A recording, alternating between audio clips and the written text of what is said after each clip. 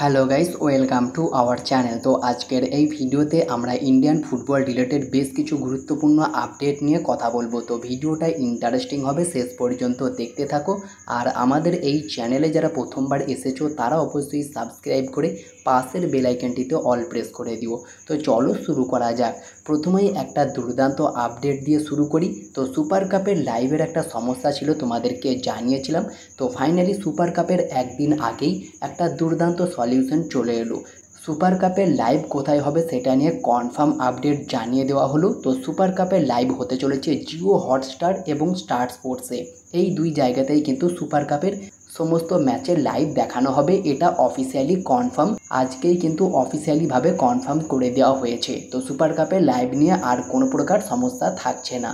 এরপরে যদি আমরা কথা বলি আইএসএলের নতুন ক্লাব স্পোর্টিং ক্লাব দিল্লি, তারা তাদের একটা নতুন সই করে ফেললো। তো সেটা হচ্ছে অ্যালেক্স সাজির ভাই। অ্যালেক্স সাজি অলরেডি স্পোর্টিং ক্লাব দিল্লিতে রয়েছে, আর তার ভাইকে এবার টেনে নিল এফসি গোয়া থেকে। আর অ্যালেক্স সাজির ভাই অ্যালেন সাজিকে নিয়ে যদি আমরা কথা বলি, তিনি একজন 19 বছর বয়সী ইন্ডিয়ান অ্যাটাকিং প্লেয়ার, মানে মিডফিল্ড উইঙ্গার পজিশনে খেলতে পারে।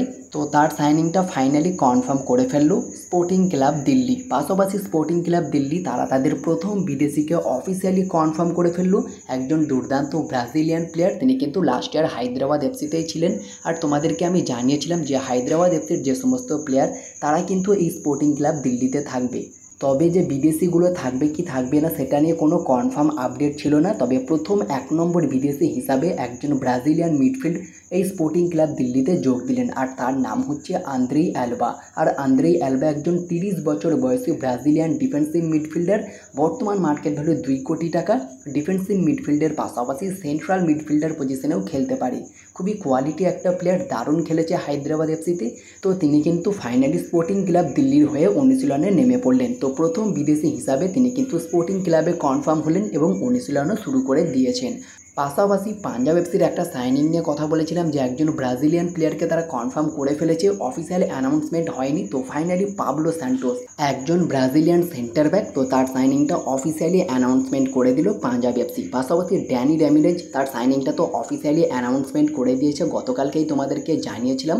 আর ফাইনালি তিনি কিন্তু পাঞ্জাব টিমের সঙ্গে যোগ দিয়ে দিলেন, অনুশীলনেও নেমে পড়লেন। দুর্দান্ত এই স্প্যানিশ অ্যাটাকিং মিডফিল্ডার। এরপরে যদি আমরা কথা বলি মোহনবাগানের একজন দুর্দান্ত প্লেয়ারকে নিয়ে, যার নাম রাজ বাসপরি। তাকে অনেক আগেই কিন্তু মোহনবাগান থ্যাংক ইউ জানিয়েছে। বর্তমানে তিনি উইদাউট ক্লাবে ছিলেন। আর রাজ বাসপরিকে নিয়ে যদি আমরা কথা বলি, তিনি একজন 22 বছর বয়সী ইন্ডিয়ান সেন্টার ব্যাকের পাশাপাশি রাইট ব্যাক এবং রাইট উইঙ্গার পজিশনে খেলতে পারে। তো তার সাইনিংটা কমপ্লিট করে ফেলেছে অলমোস্ট চেন্নাই এফসি।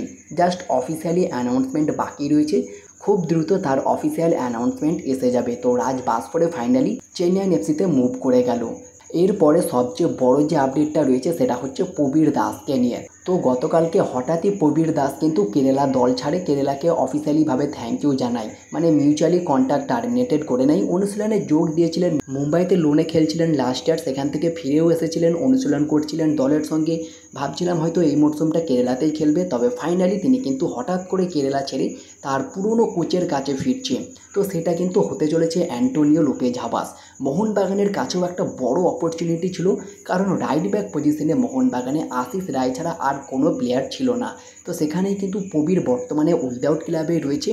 তাকে নেওয়ার জন্য মোহনবাগান যদি অল আউট যায়, মেবি প্রবীর দাস কোনো প্রশ্ন না করেই বা কোনো ক্লাবের অফার অ্যাকসেপ্ট না করে এক চান্সে মোহনবাগানে আসবে এবং আশিস রায়ের থেকেও একটা প্রপার দুর্দান্ত প্লেয়ার পেয়ে যাবে, যিনি right back, right midfield, right winger পজিশনে খেলতে পারবে, যেখানে মানবীর আশিস দুজনকেই রিপ্লেস করতে পারবে প্রবীর। মোহনবাগানের জন্য খুবই দুর্দান্ত একটা সাইনিং হতো এবং প্রবীর দাসের জন্য সেরা একটা কামব্যাক হতো মোহনবাগান টিমে।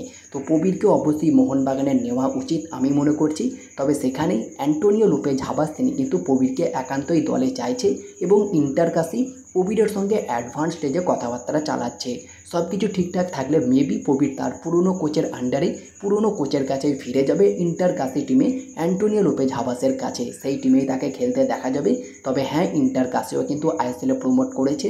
এই মরশুমে আইএসএল হলে তারাও কিন্তু আইএসএল খেলবে, প্রবীরকে আমরা আইএসএলে দেখতে পারবো। তো হাবাসের কাছে মেবি ফিরে যেতে পারে। তবে মোহনবাগানের জন্য খুবই দারুণ একটা সুযোগ ছিল এই মুহূর্তে প্রবীরকে দলে নেওয়ার। তো তোমাদের কি মনে হয় প্রবীরকে কি মোহনবাগানে নেওয়া উচিত?